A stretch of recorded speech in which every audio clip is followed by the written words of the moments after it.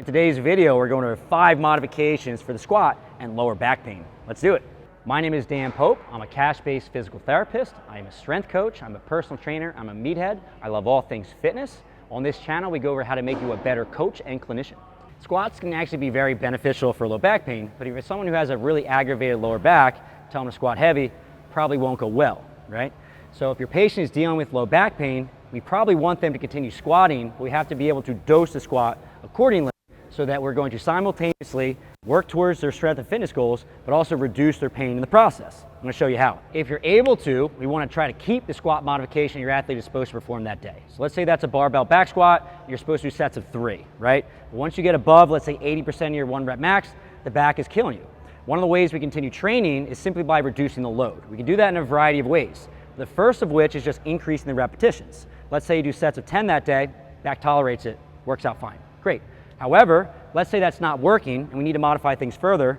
One of the things I'll do is I'll slow down the movement a little bit. So we'll apply a tempo. So what we're gonna do right now is do 10 repetitions of a barbell back squat, 3 seconds on the way down, 3 seconds on the way back up again. We have a stopwatch right here. We'd rather have it right here, but just for this video demonstration purposes. So essentially we're going down on 3 seconds. When we get to 3 seconds, we reverse, come right back up again. And if you go for 60 total seconds, it ends up being 1 minute.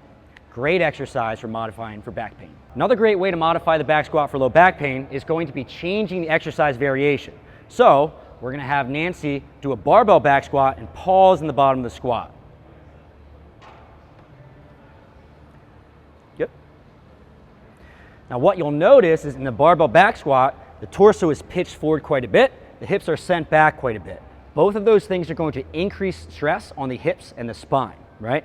If this is not being tolerated well, we can switch to a front squat, right? So let's have Nancy re-rack. Great. Grab a front squat position and then come right back. And we'll do the same thing.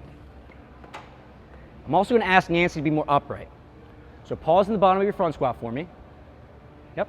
And what you'll see is that Nancy is much more upright. And that's great. Hips are also a little bit closer to the center of mass, the knees are forward.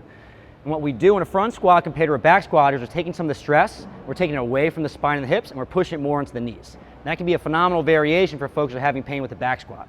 The way I like to modify depth is by having a plate with a ball right on top.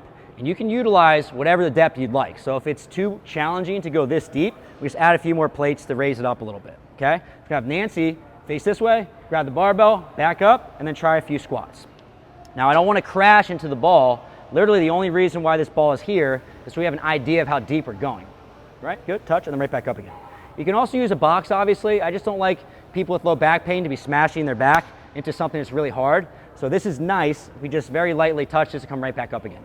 We can also add a slant board or heel lift to reduce stress on the spine, increase some of the stress on the knee. Elevate the heel as the knees are free to move forward a bit more. It takes some of the stress off the hip, which can be a nice variation if you're not tolerating other exercises that day. So the last thing you can try when folks have low back pain, they're trying to squat, and they can't tolerate any of the variations we just talked about, is you can utilize blood flow restriction training.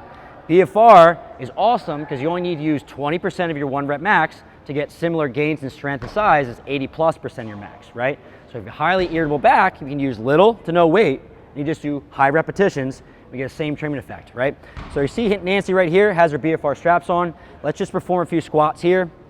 Generally speaking, I like to do 30 repetitions, followed by 30 seconds rest, then 15, 30 seconds rest, 15, 30 seconds rest, 15, right? And that'll be your squat for the day. If you'd like to learn more about diagnosis and treatment of low back pain in weightlifters, I have a nice video. Go click on that and do some more learning. Thank you very much for watching today. We'll see you on the next one.